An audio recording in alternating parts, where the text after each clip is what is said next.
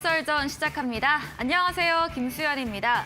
2부 주식 썰전에서는 전문가와 함께 시장과 종목에서 놓쳐서는 안 되는 투자 포인트에 대해서 깊이 있게 이야기 나눠보겠습니다.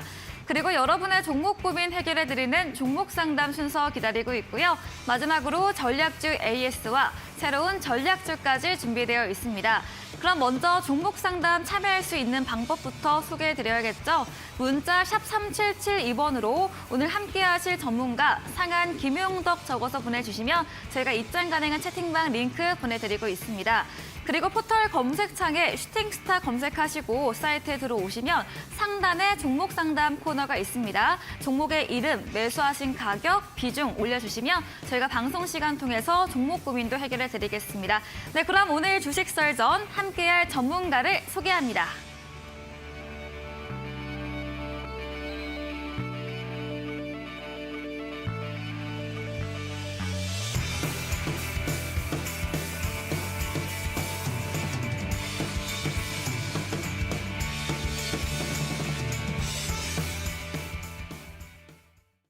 네, 오늘 주식 썰전 상한 김용덕 전문가와 함께합니다. 전문가님 안녕하세요. 네, 반갑습니다. 네, 쇼미더스탁에서 좋은 네. 수익률과 함께 재미있게 항상 방송해 주셨는데 이번 네, 주부터는 주식 썰전에서 앞으로도 한번 잘 부탁드려 보도록 하겠습니다. 예, 감사합니다. 네, 그럼 오늘의 썰전 주제 화면 통해서 만나보시죠. 네, 첫 번째 썰전 주제입니다. 간밤 뉴욕 증시 올해 첫 FOMC 회의를 앞두고 경계감 속에 3대 지수 모두 하락 마감을 했습니다. 특히 기술주 중심의 나스닥 지수가 2% 가까이 빠졌고요. 테슬라, 엔비디아 5% 넘게 하락을 했습니다. FOMC 회의 이후에 시장 방향성은 어떻게 될지 전문가님과 자세히 이야기 나눠보겠습니다. 두 번째 썰전 주제입니다. 네, 1월 시장을 뜨겁게 달군 테마 중 하나가 바로 로봇이죠. 이 삼성전자가 국내 로봇 기업 레인보우 로보틱스의 지분을 인수하고 또 마이크로소프트가 오픈 AI에 투자하기로 하면서 로봇 관련주가 주목받고 있는데요.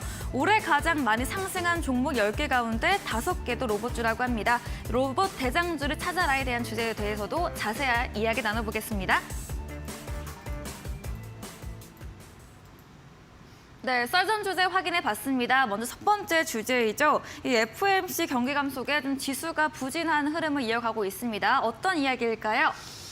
우선은 이제 올해 첫 FOMC 네. 회의가 되겠고, 네. 2023년에 이제 방향성을 결정하는 사실 그런 FOMC 회의라고 볼 수가 있겠습니다. 네. 왜 그러냐면은 이번 FOMC 회의의 결과에 따라서 올해 상반기에 연준이 어떤 전략을 가져가려고 하는지가 이제 다 드러나게 되는 부분들이 되겠고, 그런 흐름 부분에서 우리가 또 예측하는 부분 같은 경우 사실 1월에 나온 지표에 의한 부분에 따른 예측이 지금 진행되고 있단 말이죠. 우선 1월에 나온 그 미국의 지표들 같은 경우에는 나쁘지 않았던 걸로 여러분들이 아마 아실 겁니다. 기본적으로 월 초에 발표된 고용지표 같은 경우가 호전적으로 나왔지만 이건 이제 호전적으로 나오면 오히려 안 좋은 거거든요.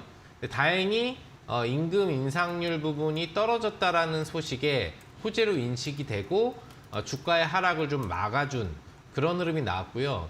그 다음에 이제 중요한 CPI 발표가 이제 나오게 됐는데 요게 좀 월가 예측치가 워낙에 좀 다운되다 보니까 과연 이 수준을 맞출 수 있을 것이냐, 그러니까 전년 대비 뭐 6.5% 수준에 대한 물가 상승률을 맞출 수 있을 것이냐에 대한 부담감이 상당히 컸는데 그 부분을 예상치를 부합하는 수준으로 발표가 나오면서 뭔가 좀 오버된 예상치를 이제 벗어나지 않는 그런 흐름으로 조정 우려감을 좀 이제 해소를 해준 거죠. 어떻게 보면은 좀 빠르게 인플레가 지금 가라앉고 있다라는 거를 보여주는 지표가 나오게 된 거예요. 그런 기대감 속에 이제 18일 날짜 기준으로 PPI 발표가 나왔는데 요거 역시도 이제 상당히 좀 기대감을 얻었던 게 시장의 예상치보다도 훨씬 다운되는 PPI가 나오면서 기본적인 그 생산자 물가 지수의 하락 속도가 강하게 나오고 있다는 부분들을 이제 보여주게 된 거죠. 그러니까 점점 더 기대감이 높아지는 경기 지표가 나오면서 야, 이거 월가에서는 이번 예측 부분에 대한 어떤 수치가 상당히 좀 좋게 나오지 않겠느냐. 연준이 이제는 좀 긍정적인 금리에 대한 얘기를 해주지 않겠느냐.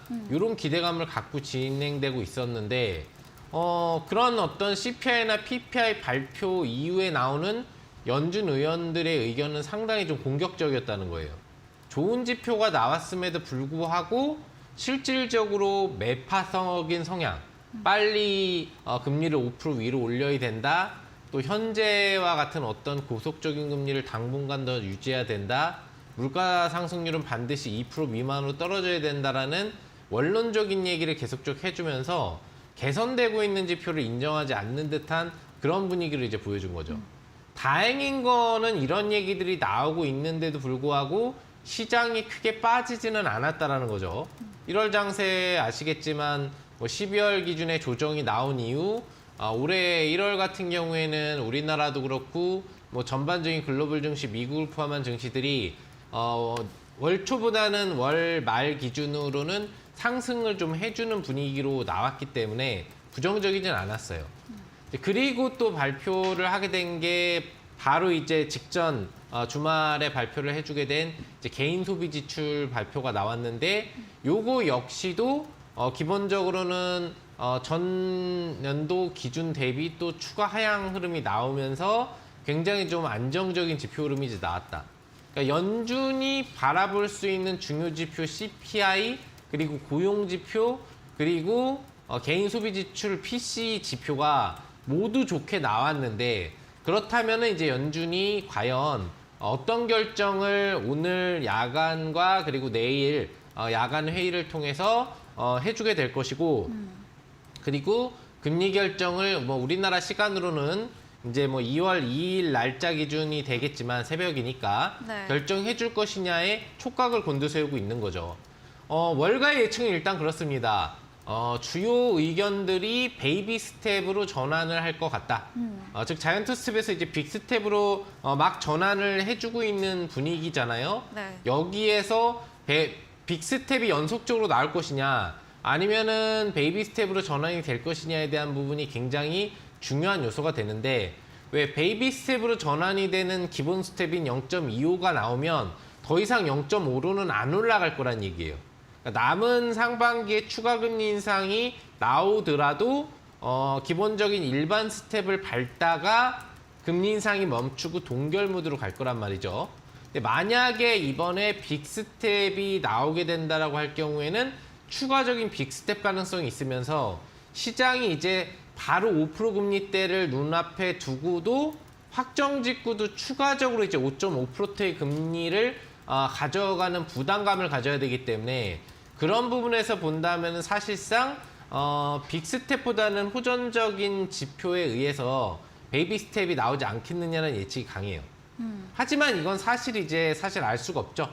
직접적으로 뚜껑을 까서 보기 전에 네. 연준 의원이 이제 회의를 거쳐서 파월이 직접적으로 금리 발표를 하고 그리고 연설을 할 때까지는 어떤 금리가 결정될지는 확실히 알 수는 없는 상황이 됩니다.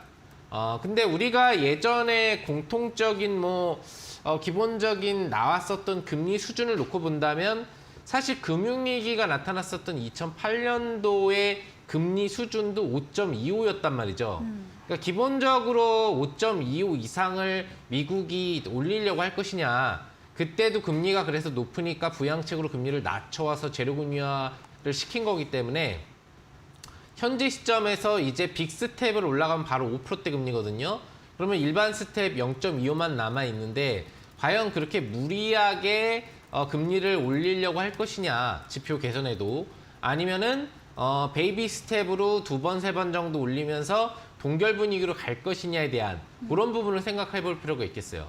왜 그러면 이번 회의 이후로 이제 3월의 회의 그리고 4월, 5월 회의 부분으로 상반기 회의가 이제 거의 마무리된다라는 부분을 본다면 네. 상반기 중에 금리를 다 올리고 동결하겠다. 다만 올해 안에는 금리 하락을 다시 시키진 않는다라고 아직까지는 얘기를 하고 있어요.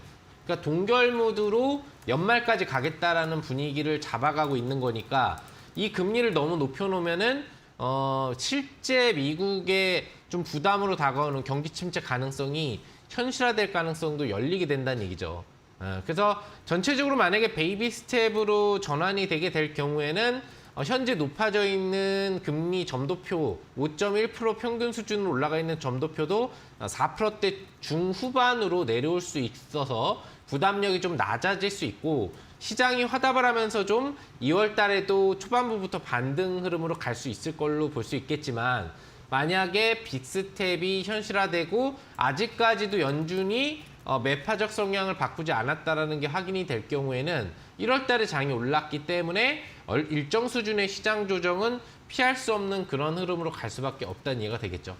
여기서 정확하게 우리가 베이비 스텝이 될 것이다, 빅 스텝이 될 것이다를 예측하기에는 사실상 좀 어렵고 분위기를 놓고 봤을 때는 베이비 스텝을 해야 조금 더 연준이 경기 정책이나 미국의 경기 침체 부담감의 여론을 끌어올리지 않고 정책을 집행할 수 있다. 왜 어차피 금리를 올리다 동결시켜도 안 내릴 거잖아요. 그러면 지속적인 5%대 수준의 금리는 계속 유지가 연말까지 될 거니까 그런 흐름에서 경기 조절 흐름 부분들을 계속 맞춰가야 되거든요. 근데 한꺼번에 상반기 금리를 5%대로 바로 올려놓으면 추가적으로 스텝을 밟을 때 6% 금리대로 올리는 절차가 나오면 경기 침체에 대한 부담 여론이 점점 더 악화될 수밖에 없다는 얘기죠. 그러니까 소비력을 떨어뜨려서 어떤 물가 상승률을 낮추는 정책은 좋지만 소비율을 너무 떨어뜨려 버리면 이게 소비를 하지 않는 현상이 발생을 하면서 침체로 다가가기 때문에 이런 부분들은 경기의 정상적인 사이클을 망가뜨리는 원인으로 작용되기 때문에 뭐 물론 연준 의원들이 다 똑똑하니까 잘 아시겠지만 개인적으로는 저도 이번에 베이비 스텝을 밟으면서 이왕이면은 많이 떨어진 2022년도장 이제 2023년도 상반기에 어차피 크게 오르진 못할 거라고요. 어느 정도 좀 올라주고 금리 동결 시점에 하반기에 강한 상승을 좀 유도해주는 그런 흐름으로 정책 결정을 해주면 좋지 않을까 생각해 봅니다. 결과적으로는 어떤 결정이 나오는지는 우리가 2, 3일 뒤에 이제 나오게 되고 거기에 맞춰서 대응을 해야 되겠지만 월가 예측이 뭐 틀리지 않기를 좀 바라고 있다라는 관점으로 분석을 마무리해 보도록 하겠습니다. 네, 첫 번째 썰전 주제 이야기 나눠봤습니다. 인플레이션이 둔화되는 지표들이 나오면서 연준의 좀 긍정적인 금리 정책에 대한 기대감이 있었지만 그동안 연준의 발언들을 보면 다소 원론적인 매파적인 발언이 이어졌습니다. 하지만 최근 계속해서 이 기조가 이어지고 또 지난 주말에 발표된 개인 소비 지출 역시 전년 대비 하락하면서 안정된 지표가 나왔는데요. CPI나 고용 지표 또 PCE 개인 소비 지출 모두 호전적이면서 분위기상으로 베이비 스텝의 가능성이 더 높다 의견 주셨고요. 이 상반기 인상 후에 인상을 마치고 하반기에는 동결 가능성이 높다라고 추가 의견을 주셨습니다. 목요일 새벽 2시경 발표되는 이 연준의 회의 결과를 주목해 보시면 좋을 것 같습니다. 다음으로 두 번째 썰전 주제도 이어가 보겠습니다. 1월 한 달 로봇 관련주도 정말 강했습니다. 로봇 대장주를 찾아라인데요. 네. 대장주가 더 있을까요? 아무래도 지금 이제 올라가 있는 애들은 네. 좀 재료를 받고 뭐 대기업 수혜를 받는다고 하는 애들이 이제 상승률이 좀 강했던 것 같고 네. 그 외에 주요 이제 로봇 사업 영역만 진행하고 있는 이런 업체들 같은 경우에는 네. 직접적인 상승력이 뭐 굉장히 크게 진행되지 않은 애들이 많이 있단 말이죠. 네. 근데 중요한 거는 이제 로봇주 같은 경우에는 로봇 관련된 기술력이 있느냐 여부가 사실 중요하거든요. 어떤 전체 분야를 다 장악하고 있는 로봇 기업은 없어요. 보통 뭐 서비스 로봇이냐 아니면 산업 로봇이냐 또는 그런 산업이나 서비스 로봇을 제조하는 기업이냐 관련된 시스템 영역을 담당하는 기업이냐 또는 이런 부분들에 대한 응용을 해주는 움직이는 부분들을 관리해주는 영역이냐 아니면 단순 부품주냐 뭐 이런 부분들 또는 안에 있는 소프트웨어 영역이냐 하고 있는 이제 업체들에 따라서 사실상 다양한 방식으로 로봇주들은 다 나뉘어져 있다고 볼 수 있겠어요. 뭐 물론 우리가 일단 이번 달에 로봇 관련주가 강세를 보인 결정적인 이유 아까 전에도 우리 앵커님이 얘기를 해주셨지만 전 세계적인 대기업들의 관심이 로봇 사업으로 커지고 있다는 거죠. 기본적으로 작년 말 기준으로 테슬라라는 기업이 자동차 업체임에도 로봇 사업 영역에도 관심을 가지면서 큰 투자를 시작한 부분부터 시작을 해서 이번 연도 또 1월 들어오면서 삼성전자가 우리나라 그 레인보우 로보틱스에 추가 투자를 해주면서 2대 주주로 올라오는 이런 재료들, 결과적으로는 그 삼성전자 지금 이제 회장이 이재용 씨가 얘기를 했던 앞으로의 먹거리라는 부분에서 로봇 부분을 강조했던 것을 우리가 좀 기억을 해본다라고 한다면, 삼성전자가 본격적으로 직접적인 미래 사회의 투자 부분들을 좀 더 진행하기 시작하고 있다. 즉 그냥 IT, 단순 IT 반도체 사업 영역으로서 끌고 가기에는 더 이상의 이제 삼성전자의 미래 비전이 보이지 않는다는 걸 판단하고 신사업 영역을 좀 강하게 밀어붙이기 시작하고 있다라는 부분으로 볼 수가 있겠고요. 마이크로소프트 같은 경우에도 이제 원래는 기본적인 컴퓨터 영역의 소프트웨어 기반 사업 영역만을 가지고도 계속 버전업을 시키면서 사실 돈벌이를 할 수 있는 기업인데, 이런 부분들을 이제 단순 컴퓨터 영역이 아니라 컴퓨터를 AI 영역, 즉 로봇 영역, 인공지능 영역으로 진화시키려는 부분들이 보이고 있는 거죠. 그래서 직접적인 AI와의 뭐 대화 부분들을 좀 유도하고 활성화할 수 있는 이제 약간 챗봇 네. 관련된 기업에 투자를 해주면서 이제 오픈 AI 기업이죠. 네. 그러면서 단순히 소프트웨어 기업을 넘어서서 이제 로봇 영역이라든지 첨단 미래 영역에 연결되는 그런 끈을 만들어가고 있는 그런 부분이라고 또 보실 수가 있을 것 같습니다. 네.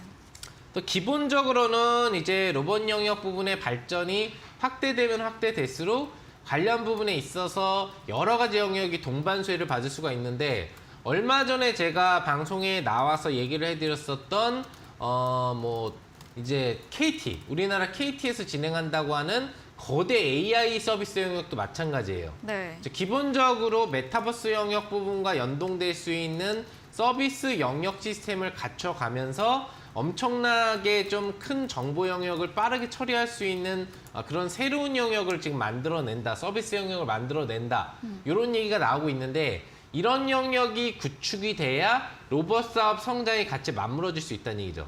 로봇 영역이 진행되면서 산업용에서 서비스용 로봇 영역을 좀 더 확대하는 영역으로 들어갔을 때 이 서비스 로봇이 처리하는 전송 속도가 굉장히 빠를 수밖에 없다는 얘기죠. 네. 그런 부분들에 대한 처리 속도를 같이 제어해 주려면 기본 시스템 영역을 받쳐주는 전체 서버 기반 영역이 커져야 되는데, 그게 바로 이제 메가 AI 서비스 영역으로 들어가야 되는 부분이고, 그걸 우리나라 KT에서 준비하는 부분들이 있는 거고요.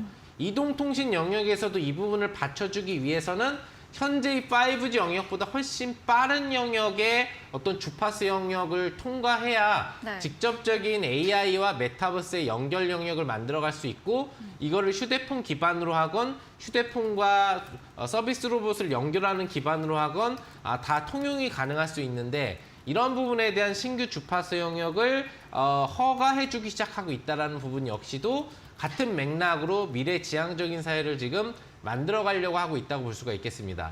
기본적으로 산업용 로봇과 서비스용 로봇 중에 어느 부분의 로봇 관련주가 좀 더 중요하냐라는 부분을 놓고 본다라고 한다면 산업용보다는 서비스용이라고 보시면 좋을 것 같아요. 왜 그러냐면은 산업용 로봇은 말 그대로 무언가를 만들어내는 로봇이죠.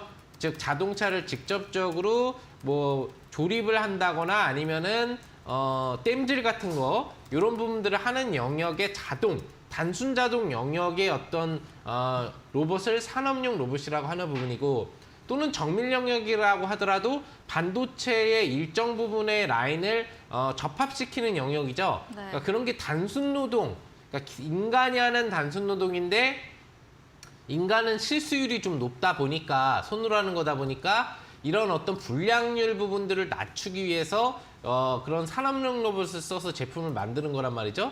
근데 이런 영역은 제한된 거예요. 산업용 로봇이 일정 패턴으로 지시하는 영역 외에 지능을 갖게 되면 오히려 문제가 돼서 난 반도체 이렇게 만들어 보고 싶어 하면서 이상한 데다 네. 땜빵질을 할 수 있다는 얘기죠. 네. 그럼 불량률이 높아질 수가 있는 거예요. 그래서는 안 되겠죠. 네. 그래서 앞으로 지금 뭐 삼성이 투자를 하고 또 마이크로소프트가 투자를 하고 투자를 하는 어떤 서비스 이런 로봇 영역이라는 것은 일반적인 산업용이 아닌 앞으로 더 많이 활용도가 높아질 서비스 로봇 영역으로 들어가게 된다는 얘기죠. 실질적으로 뭐 지금 또 삼성이 추가적으로 투자를 하고 있는 영역 중에 하나가 이제 직접적인 서비스 로봇 투자 영역이 있는데 이제 노인의 어떤 그런 걸음이라든지 이런 부분들을 보조해 줄 수 있는 이런 어떤 보조 로봇 부분들도 지금 만들거나 투자를 해주고 있는 그런 영역으로 가고 있기 때문에 앞으로 여러분들이 로봇 관련주 중에 좀 직접적으로 중점을 둬야 될 로봇 영역을 본다면 산업용보다는 서비스용 로봇 쪽 사업 영역을 구축하고 있는 영역을 관심을 가져야 된다는 얘기죠. 네. 그러니까 산업용 로봇은 이제 조금 뒷전으로 물러나고 서비스용 로봇 부분으로 들어가게 되는데 여기에도 이제 여러 가지가 있어요. 네. 기본적인 서비스의 영역은 병원, 의료 서비스 영역도 있을 수 있고 아동용 교육 영역도 있을 수 있고 아니면 단순한 뭐 어떤 식당에서 이제 오토본 영역을 하는 네. 그런 서비스 영역도 있고 다양한 서비스 영역이 있는데 이 중에서 어떤 영역이 실질적으로 서비스 영역에서 중요한지를 우리가 찾아내야 되는 부분들이 되겠죠. 네. 물론 다 중요합니다. 의료 쪽으로 서비스 영역이 들어가면은 조금 더 어떤 의사들의 바쁜 부분들을 의료 부분에서 좀 도와줄 수 있는 영역이 될 수 있기 때문에 문제가 좀 많이 의료 영역에서 해소가 될 수 있고 또 아동 영역은 뭐 교육 서비스 영역이다 보니까 아이들이 교육을 하는 부분에 있어서 좀 더 체계적으로 학습을 할 수 있는 부분을 서비스 로봇이 만들어줄 수 있다는 장점이 있죠. 네. 그리고 그 외에 중간 영역에 해당하는 기타 서비스 영역, 뭐 가장 대중화될 것으로 보이지만 식당에 있는 오토봇뿐만 아니라 다양한 영역에 있어서 사람들을 보조적으로 도와줄 수 있는 일반적인 어떤 산업 영역에 있어서의 보조 로봇들이 되게 되겠는데 이 부분들에 대해서는 앞으로도 발전적인 요소들이 굉장히 더 많이 나올 수가 있다는 얘기죠. 그렇다면 세 가지 영역 중에 가장 중요한 영역이 어디에 해당되는지는 대강 예측이 여러분들이 되실 수 있겠죠. 의료 영역이나 네. 아니면 아동 영역 부분에 제한된 서비스 영역보다는 네. 일반적인 실생활 영역에 필요한 서비스용 로봇 부분들을 하는 업체들, 또 그런 기술력을 갖고 있는 업체들, 또 그런 시스템 부분, 즉 결과적인 그런 어떤 소프트웨어 시스템 영역을 개발하거나 원천 기술을 보유한 업체들이 앞으로 실질적인 로봇 영역에 있어서 직접적인 수혜주로 부각이 될 수 있다는 걸 기억해 주시면 좋을 것 같고요. 네. 그런 관련주가 여러 종목이 있겠는데 여러분들 뭐 오늘 제가 이 방송 끝나면 또 무료 방송 진행하는데요. 거기에서 여러분들한테 또 특별한 종목 하나를 드리기로 저번 무료 방송에서 약속을 드렸거든요. 네. 이 관련주가 이 서비스 로봇 영역 중에 한 종목에 속하는 종목이 될 것이라는 점도 미리 알려드리도록 하겠습니다. 네, 로봇에 관해서 정말 전반을 짚어주셨습니다. 이 로봇 영역의 발전 확대될수록 관련 업종도 수혜가 예상이 된다 이야기해 주시면서 그 예로 KT 거대 AI 시스템부터 뭐 통신 쪽 인프라나 메타버스까지 짚어주셨고요. 또 산업용 로봇과 서비스용 로봇 중에서 미래 활용도가 더 높아질 이 서비스용 로봇에 더 중점적으로 집중해 보자 의견 주시면서 의료, 유아 또 식당 서비스 보조 등 이런 분야 중에서 일반적으로 실생활에 더 많이 쓰일 수 있는 서비스 업종을 꼽아 주셨습니다. 네, 이야기해주신 상한 김용덕 전문가님과 방송 이후에도 더 많은 이야기를 나누시고 싶으시다면 문자 샵 3772번으로 상한 김용덕 적어서 보내주시면 저희가 입장 가능한 채팅방 링크 보내드립니다. 그리고 화면 하단에 QR코드도 보이시죠? 휴대폰 카메라로 찍으시면 입장 가능하니까요. 들어오셔서 전문가님의 이런 전략 추천 종목 그리고 시장 대응도 얻어가 보시면 좋겠습니다. 저희 방송 직후입니다. 9시부터 상한 김용덕 전문가님께서 무료 온라인 공개 방송도 준비하고 계시는데요. 오늘 어떤 주제인지 이야기 들어보겠습니다. 아무래도 이제 썰전 주제로 우리가 네. FOMC 회의와 관련된 그런 부분에 대해서 좀 많이 다뤄보기는 했습니다만, 여전히 매파적인 의견이 강한 게 우리 FOMC예요. 네. 그렇다 보니까 실질적으로 베이비 스텝이 아닌 빅 스텝이 나왔을 때 시장 조정 강도가 어떻게 나올지에 대해서 우리가 좀 예측을 해보지 않을 수 없겠고요. 좋은 방향보다는 나쁜 방향이 나왔을 때 시장이 어느 정도 조정을 보이고 다시 회복력을 보일 수 있을지, 또 기본적으로 이번 달 말고도 다음 달로 넘어가면 또 초반 2월 지표들이 나오기 시작하거든요. 그 지표에서 초반 지표, 고용 지표는 항상 좀 안 좋은 흐름으로 보통 나오는 부분들이 있기 때문에 이런 부분과 접목되는 조정이 나온다면 어느 정도 조정 수위가 될 수 있을 것인지에 대한 부분과 함께 아까 이야기해드렸던 시장이 어떻게 되건 간에 반등이 나올 수 있는 요즘에 가장 핫한 로봇 관련주 중에 아직 덜 오르고 앞으로 기대감이 높은 그런 뚝심 있게 올라갈 수 있는 종목이 어떤 종목인지에 대해서 오늘 또 이 방송에서 제시할 추천주와 함께 동반적인 추천주로 제시를 해드려 보도록 하겠습니다. 네, 혹시나 빅스텝이나 매파적 기조가 나올 경우에 시장에서 흔들리지 않을 방법, 조금 더 부정적인 경우를 미리미리 대비해보는 시간을 이야기해 준다고 합니다. 또 로봇 관련주 중에서 더 올라갈 수 있는 종목도 이야기해 준다고 하니까요. 참여해보시면 좋겠습니다. 포털 검색창에 슈팅스타 검색하시고 사이트에 들어오시면 첫 화면에 상한 김용도 전문가님 사진 바로 아래 방송 입장 가능한 버튼이 있습니다. 클릭하시고 들어와 보시고요. 저희 방송 후반부 마지막 코너에 전략주 힌트를 제공해 드립니다. 힌트를 들어보시고 정답을 아시는 분들도 9시 무료 온라인 공개 방송에 들어오셔서 채팅창에 정답 올려주시면 추첨 통해서 커피 쿠폰 보내드리도록 하겠습니다. 네, 그럼 오늘 썰전 주제 화면 통해서 정리해 보겠습니다.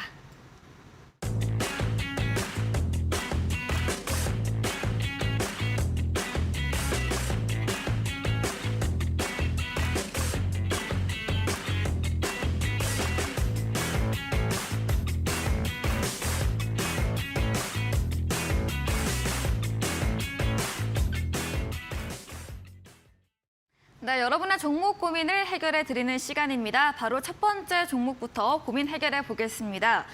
삼형 엠텍입니다. 매수가 4,650원이고요. 비중이 꽤 큽니다. 50%인데 오늘 소폭의 상승 마감을 했지만 아직 손실 구간에 있습니다. 삼형 엠텍은 어떻게 해보면 좋을까요? 4,650원이라고 하면은 네. 최근 주가 몇 개월에는 안 보여요, 매수가, 네, 그죠? 한 작년 9월 정도로. 네, 그러니까 작년에 한창 이제 뭐 원전이라든지 관련된 얘기들이 나올 때 그때 반등파가 좀 강하게 나오고 다시 누르는 자리에서 아마 네. 좀 매수를 좀 들어가신 게 아닌가 좀 생각을 해볼 수 있겠고 650원. 좀 난해하긴 좀 하네요, 그죠? 네. 좀 난해해서 650원으로 매수할 자리가 어디를 찾아본다라고 하면 여기가 650원인데 네. 여기서 사시지는 않으셨을 것 같고 네. 9월 달에, 그죠? 네. 그리고 여기에서 샀을 수는 있겠네요. 그래서 여기서 사셨다고 하면, 즉 6월 후반에 사셨다고 하면 수익이 많이 나셨을 텐데 네. 그걸 왜 놓치고 지금까지 가지고 계셨을까 궁금하고요. 네. 그리고 여기에서 사셨다면 정말 운이 없게 사자마자 이제 급락이 나온 거죠. 네. 네. 아니면 또 한 가지는 50% 비중이니까 네. 분할 매수를 한 거죠. 샀는데 떨어진 거예요. 네. 그러니까 계속 물타기 하다가 지금 평단을 낮춘 게 4,650원. 네. 그러면 이제 매수가 최초 매수는 이제 5,500원에서 아마 6,000원이었을 거고 그러면서 이제 분할 매수를 해주신 게 아닌가 생각합니다. 네. 어찌됐건 간에 중요한 거는 이제 이 종목이 다시 올라갈 수 있느냐 없느냐, 그렇죠. 이 비중을 다 가져가야 되냐 마느냐에 대한 판단을 궁금해 하시는 것 같은데 제가 보기에는 지금 같은 경우에 거의 대부분의 종목들이 바닥권에 있어요. 네. 사실상 더 떨어질 자리는 크지는 않다. 올라갈 수 있느냐에 대한 문제죠. 그리고 기본적으로는 아시겠지만 이제 원자력과 관련돼서 예전에는 안 좋게 보는 추세였는데 네. 이제는 좀 좋게 보는 추세라는 거죠. 네. 그래서 원전 관련돼서는 실제로 신규 투자를 하는 부분들이 나라들이 많아지고 있어요. 제가 보기에 보유를 하고 상반기 정도 유지를 하시면 아마 매수가 회복 정도 가능할 테니까 홀딩 유지 가능하지 않을까 생각을 해봅니다. 네, 삼형엠텍 종목 상담해봤습니다. 현재 더 떨어질 자리는 없다고 의견 주셨고요. 원자력 관련주 전망도 괜찮은 만큼 부유하면서 상반기 정도에 매수가 회복해보자라고 의견 주셨습니다. 다음 종목입니다. 코퍼스 코리아이고요. 매수가 2,900원이고 비중은 15%입니다. 현재 3,230원으로 수익 구간에 있습니다. 코퍼스 코리아 뭐 더 수익 올릴 수 있을까요? 지금 네. 수익이 진행 중인 상태이네요. 네. 상당히 이제 방송에서 수익 중인 종목을 네. 가져오시는 분들이 흔치 않은데, 네. 보통 이런 분들은 좀 이제 자랑을 하고 싶으셔서 가져오는 경우가 있는 경우가 있어요. 네. 가끔 보면은 막 한 60%, 100% 수익인데 질문하는 경우들도 가끔 있거든요. 너무 부럽습니다. 네. 그렇죠. 네. 주식을 지금은 안 하시지만 그쵸. 좀 이제 부러운 부분이죠. 네, 해놓고 네. 잘 이제 쌓아놓고 네. 계시다고 얘기를 하셨었죠.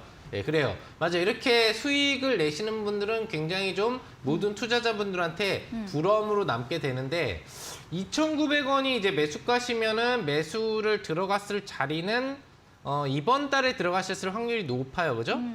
왜 그러냐면 11월에 들어갔다고 하면은 지금 내려왔다 올라오는 걸 그냥 유지하기에는 스타일이 맞지 않아요.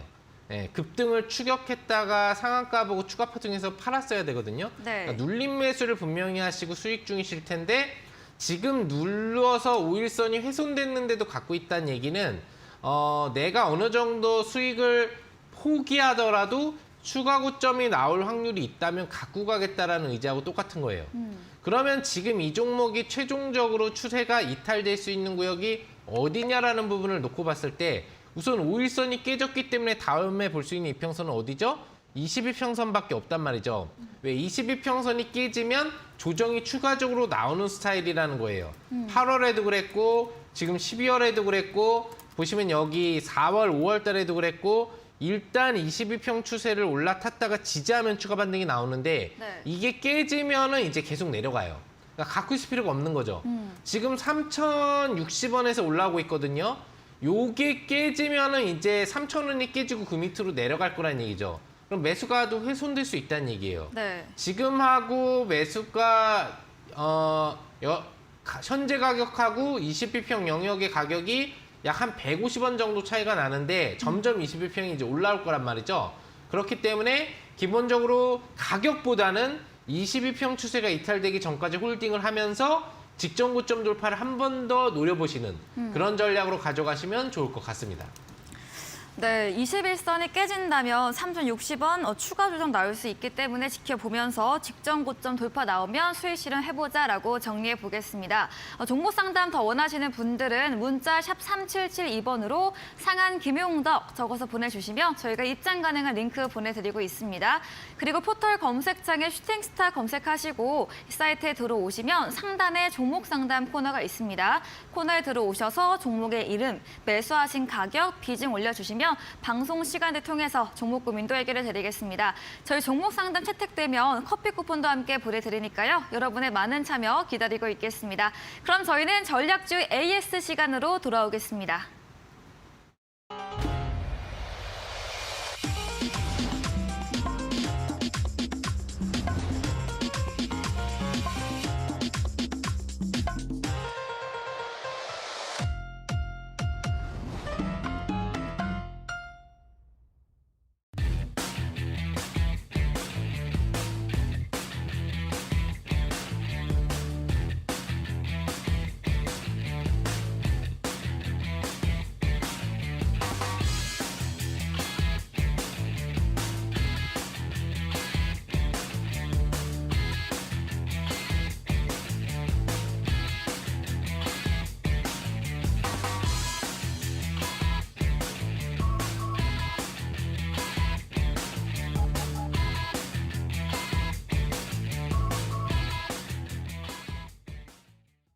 네, 전략주 AS 시간입니다. 전문가님께서 방송 중에 실제로 제시해드렸던 전략주에 대해서 또 오늘 기준으로 어떤 전략을 세워볼 수 있을지 새롭게 이야기 나눠보겠습니다.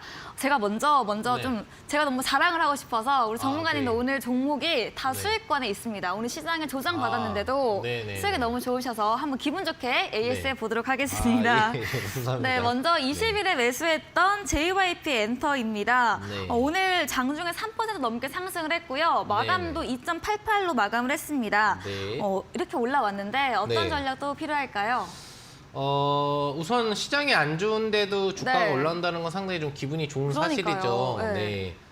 그럴 수 있는 이유는 이제 네. 업종 선택을 좀 잘하지 않았나. 음, 그러니까 시장이 떨어지는 거와 관계없이 네. 실적이 앞으로 늘어날 수밖에 없는 이런 업종을 공략을 하게 되면은 주가가 시장이 떨어진다고 밀리지 않게 되는 거죠. 네. 기본적으로 제가 요즘에 엔터 업종을 좀 위주로 추천을 드리고 있는데 네. 이 업종이 떨어지지 않고 계속 올라가는 이유는 앞으로 행사가 점점 많아지고 콘서트가 점점 많아질 거예요.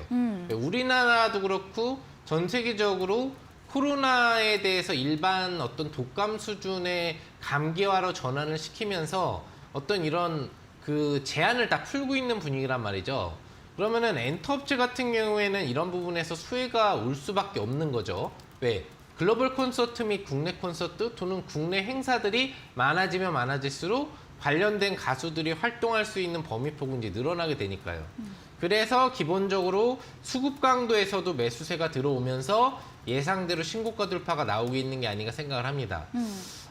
제가 이제 방송 최초 추천 기준 목표 주가로 사실 73,000원을 이 종목을 목표 주가로 해드렸어요. 근데 제가 지금 수익률 체크된 걸로 보니까 아직까지 8점 몇 프로 정도로 체크가 돼 있더라고요. 네. 그래서 아마 매수 가능 당일날 체크됐었던 방송 기준 매수가가 조금은 제가 제시했던 가격보다는 일부 상향돼서 책정이 된 게 아닌가 생각을 해보고요. 한 번 정도 더 반등이 나오면 이제 목표 주가가 공식적으로 돌파가 될 걸로 보이기 때문에 제가 항상 욕심 부리지 말라고 했죠. 네. 방송에서 제시하는 이런 추천주 뭐 매주 이제는 많이는 안 돼요. 네. 이제 한 종목 정도씩밖에 안 나오잖아요. 두 네. 개가 아니고 네. 한 종목 정도씩이지만 꾸준히 나오니까 그때 내 확정 수익으로 가져가는 게 중요하다는 얘기를 해드렸기 때문에 JYP 엔터도 더 추세상으로 계속 갈 수 있겠지만 추가 반등이 나와서 목표 주가가 10% 정도 여러분들이 사신 가격 대비 10% 정도 이상의 수익이 나시면 분할적으로 차익을 해가라는 말씀을 드리고 싶어요. 왜 내가 진행으로 갖고 있는 건 내 수익이 아니에요. 네. 내가 확실하게 매도를 해서 내 계좌로 들어와야 내 수익이니까 그런 부분들을 잊지 마시고 뭐 1, 2거래를 내면은 기분 좋게 다들 차익 실현을 이제 해나가실 수 있을 걸로 보이기 때문에 그런 관점으로 이제 분할 차익 실현을 해주시면 되지 않을까 생각을 해봅니다. 네, 전문가님께서 시장 흐름과 상관없이 실적으로 상승하는 종목, 특히나 엔터 관련 업종 많이 추천해주고 계십니다. 네, 코로나 시대 이후에 행사나 공연이 증가할 것이다 이야기해 주시면서 JYP 엔터 한 번 더 반등 나오면 목표 주가 달성 가능할 것이고 이 수익이 나면 분할로 확실하게 수익을 챙겨보자라고 이야기해 주셨습니다. 다음 종목입니다. 4일에 매수했던 비슷한 엔터주 SM인데요. 네. 오늘 장중에 4% 넘게 상승을 했고요. 88,000원 종가 형성을 했습니다. 그러니까요. SM은 또 어떻게 보실까요? 네, 어쩌다 보니까 엔터주 네, 엔터주만 엔터주 계속 약간 나오네요. 시리즈예요. 네, 제가 엔터테인을 좋아하나 봐요. 네, 그런 식인가요? 제 꿈이 혹시 그런 쪽으로 있지 않았었나. 아, 미련이 있어서 네, 뭐 가수도 되고 싶었을 것 잘하시잖아요. 같고. 한번 힌트 하실 네. 때도 항상 기대가 되시는데 네. 개그도 좀 해보려고 했던 것 같고. 네. 네. 끼가 있으십니다. 네, 감사합니다. 자, SM 같은 경우에는 뭐 기본적으로 갖고 있는 재료가 많다고 했죠. 네. 매각 관련 이슈 재료도 있고 현재 중동발 관련 네옴시티 수주 관련 재료도 나올 수 있는 확률이 있는 네. 그런 종목이기 때문에 기대감이 상당히 높고요. 또 얼마 전에 그 라이크 기획 문제가 완전히 얼라인 측하고 SM 이사진하고 협상이 완료가 되면서 이제 주주 환원으로 배당 기대치까지 가질 수 있는 그런 종목이 된 겁니다. 그래서 앞으로 신고가 랠리가 나올 수밖에 없다는 얘기를 계속적으로 해드렸고 그 신고가 랠리가 제가 추천을 드리고 이제 나오기 시작하고 있는 거고요.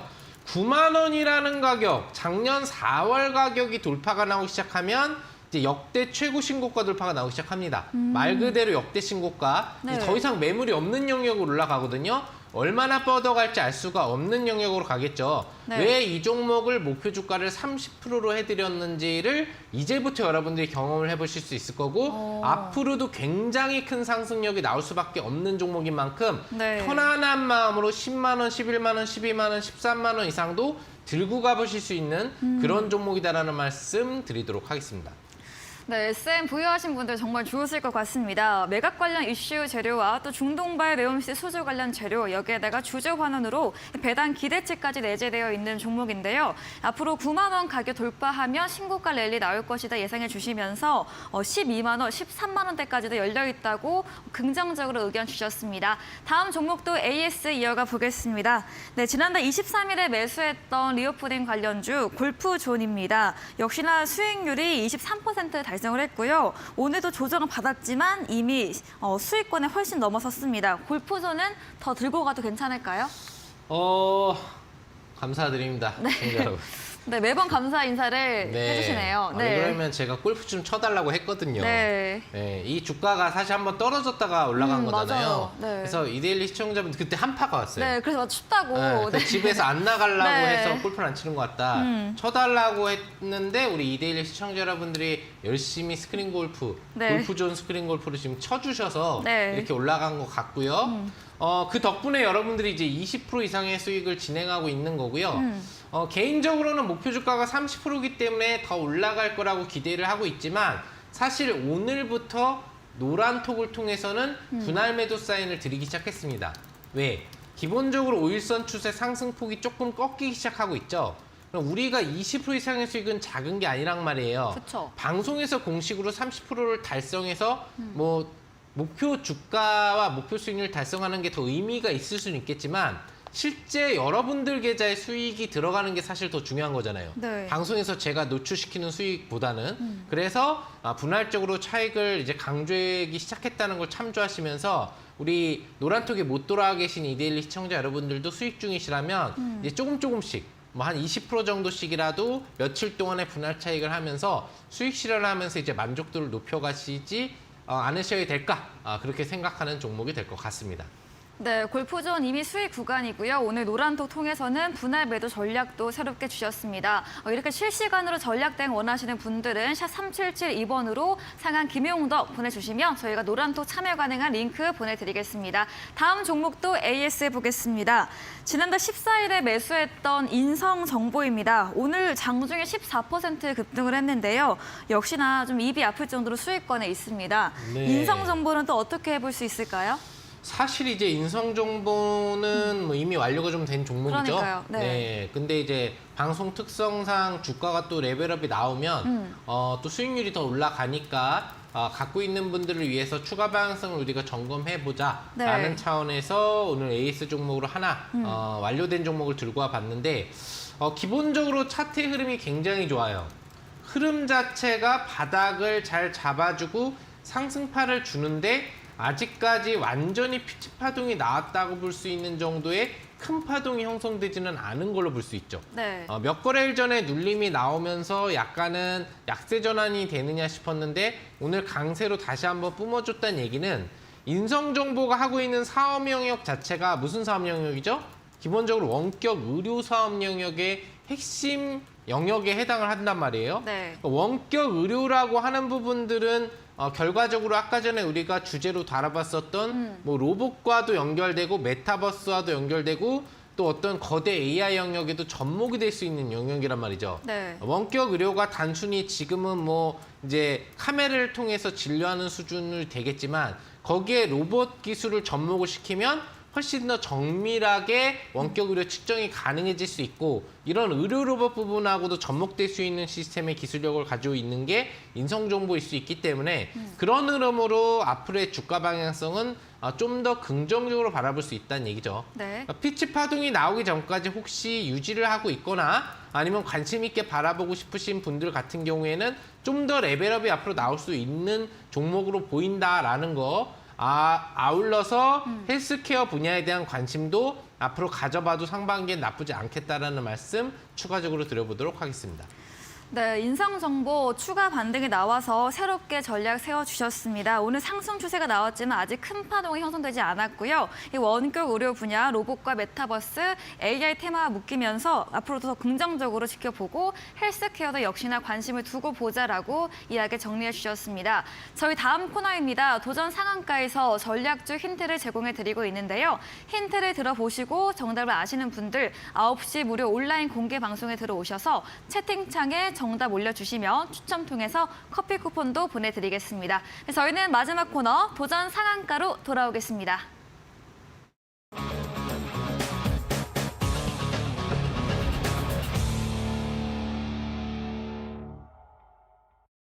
네, 도전 상한가 새로운 전략주에 대한 힌트를 들어보는 시간입니다. 이제 썰전이어서 네. 한 주에 하나의 전략주만 듣게 돼서 좀 아쉬운데요. 네. 힌트 한번 들어보겠습니다. 뭐 굉장히 지금 굉장히 네. 기대를 많이 하고 네, 약간 계신 좀 것 떨고 같아요. 있어요. 네. 네. 굉장히 기대를 많이 하고 계신 것 같은데 네. 사실 이번 그 주제와 관련돼서는 네. 힌트가 좀 많이 어려워요. 그럼 네. 그냥 들어보도록 하겠습니다. 네, 그래서 사실 이런 이제 개그성 힌트라든지 네. 뭔가를 제가 해야 되는데 그렇죠. 전문가님 매주 하시면 힘드시죠. 네, 그래서 네, 이해하겠습니다. 굉장히 아쉬워하고 계신 네, 것 같은데 괜찮습니다. 지금. 네. 네. 그래서 기본적으로는 좀 어려운 부분이에요. 왜 그러냐면은 네. 이 종목이 음. 국내 그 음원 관련 사업 영역을 하는 엔터업주 중에 이제 한 개 업체인데 제가 여태까지 여러분들한테 드렸던 이제 종목들을 비교해 본다고 하면 네. 사실 남아있는 게 거의 없죠. 네, 그렇죠. 남아있는 게 거의 없기 때문에 그 마지막 종목이다라고 봐도 될 것 같아요. 네, 제가 SM, 그다음에 뭐 하이브, 그리고 JYP 네. 엔터를 네. 추천을 드렸기 때문에 남아있는 거대 엔터주가 뭐냐를 생각해 본다면 답이 좀 쉽게 나오시지 않을까. 네. 개인적으로 이제 제가 그래가지고 뭐 노래도 불러볼까, 네. 아니면 뭔가 또 연관된 개그를 쳐볼까 했는데, 좀 어렵죠. 네. 네. YG 엔터 소속으로 있는 가수들은 네. 네. 자, 아이고, 네. 자, 네. 그렇죠. 뭐 SM도 그렇고, 네. 그 JYP 도 많은 그렇고. JYP도 그렇고, 국내에 있는 모든 엔터에 있는 소속 가수들이 네. 개성들이 있지만, 네, 특히나 강하죠. 특히나 네, 하이브도 그렇고, 네. 그죠? 헷갈리실 거예요, 그죠? 네. 자, 근데 지금 이 기업에 속해 있는 가수들은 특히나 개성이 좀 강해요. 그러다 보니까 뭐 어떤 가수의 음원을 따라하기가 조금 부담스럽죠. 네. 정말 제가 못할 수가 있기 때문에. 네. 그리고 이제 인기 그룹이라고 한다면은 여러분들이 좀 잘 알고 있는 이제 블랙핑크가 소속되어 있는 부분이고, 네. 이번에 뭐 기네스북 6관왕인가에 뭐 블랙핑크가 또 올랐다는 그런 얘기가 있더라고요. 그래서 관련돼서 뭐 음원 차트 1위 부분, 뭐 미국, 영국을 포함한 차트 1위 부분뿐만 아니라 뭐 다양한 부분으로 지금 이제 굉장히 선전하면서 앨범 활동을 뭐 시작했다라는 소식 부분들을 이제 들리는 부분을 놓고 본다라고 한다면 문제도 많았지만 네. 뭐 누구씨라고 얘기는 드리지 않겠지만 소속 가수에서 이런저런 문제를 발생시킨 그런 리스크들도 많지만 워낙에 개성적으로 특출한 가수들을 또 독보적으로 보유하고 있는 엔터 업체이기 때문에 네. 해당 업체 같은 경우에 앞으로의 성장성이 다른 엔터 업체와 연관돼서 같이 충분히 나올 수 있다라고 좀 보실 수 있을 것 같습니다. 기술적인 흐름을 우리가 추가적으로 좀 살펴본다라고 한다면은 보시는 것처럼 우상향이에요. 기본적으로 제가 중요하게 생각하는 포인트 중에 하나, 네. 또 추세형으로 좀 종목을 바라볼 수 있다라고 하는 부분에서 중요 포인트를 여러분들한테 이야기를 해드리는 것 중에 하나가 연말 기준의 흐름이 나왔을 때 주가가 보통 보면은 11월, 12월에 조정을 보였단 말이죠. 11월에 좀 올라가려고 하다가 12월에 폭삭 망가졌다가 1월 달에 지금 주가가 사실 올라온 거잖아요. 근데 그 12월이라는 시기에 조정이 크게 있었느냐 없었느냐가 중요하다라는 부분을 얘기를 해드렸죠. 그래서 지금 11월부터의 주가를 놓고 본다면 꾸준히 우상향이다. 그 얘기는 이 종목은 웬만한 흔들림에는 더 이상 흔들리지 않고 올라간 준비를 이미 하고 있다라는 부분으로 해석을 할 수 있겠다는 얘기죠. 네. 그럼 얼마만치 올라갈 것 같으냐, 리스크율은 어디로 잡아야 되느냐, 이걸 우리가 또 생각을 해봐야 되는데 이 부분에 대해서는 제가 좀 이따 진행할 무료 방송에서 종목명과 함께 네. 같이 이제 매매법 알려드릴 테니까요. 꼭 참석하셔서 들어주시면 좋을 것 같습니다. 네, 추천해주신 엔터 업종 중 마지막 거대 엔터주입니다. 기술적으로도 우상향 추세 흔들림 없이 이어지고 있고요. 상방이 열려있다라고 이야기해 주셨습니다. 저희 방송 직후 9시부터 상한 김용도 전문가님께서 무료 온라인 공개 방송 준비하고 계시는데요. 다시 한번 주제 들어보도록 하겠습니다. 예, 기본적인 이제 FOMC가 안 좋은 의견을 냈을 네. 경우에 어떤 시장이 펼쳐질 것인가에 대한 예측과 함께 오늘은 좀 여러분들 힌트가 어려우셨을 텐데 이 종목에 대한 종목명과 함께 뚝심주, 새로운 추가적인 신규 추천주를 제공해드리겠다는 말씀 드려보도록 하겠습니다. 네, 다가오는 FOMC 맞이해서 흔들리지 않은 뚝심주에 대한 주제로 이야기해 주신다고 합니다. 참여해 보시면 좋을 것 같고요. 저희가 새해를 맞아서 2023년 핵심 유망주 대공개 강연회를 준비를 했습니다. 이번 주 토요일 2월 4일 오후 1시에 KG타워 지하 1층 하모니홀에서 명동고래 전문가와 제프 전문가가 함께합니다. 준비된 이벤트도 있습니다. 강연에 오셔서 방명록을 남겨주시면 올해 시장 전망과 유망주 알 수 있는 주식 투자 시크릿 파일을 드릴 예정입니다.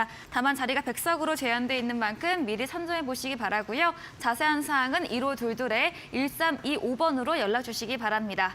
네, 오늘 저희가 준비한 내용은 여기까지입니다. 본 방송에서 제공해드린 정보는 투자 판단에 대한 조언일 뿐이라는 점 유의해 주시기 바랍니다. 오늘도 끝까지 함께해 주신 여러분 진심으로 고맙습니다.